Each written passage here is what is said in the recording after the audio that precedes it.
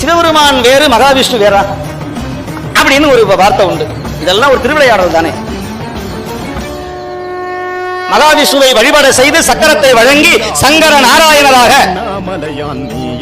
அதுதான் வேதம் சொல்லுது.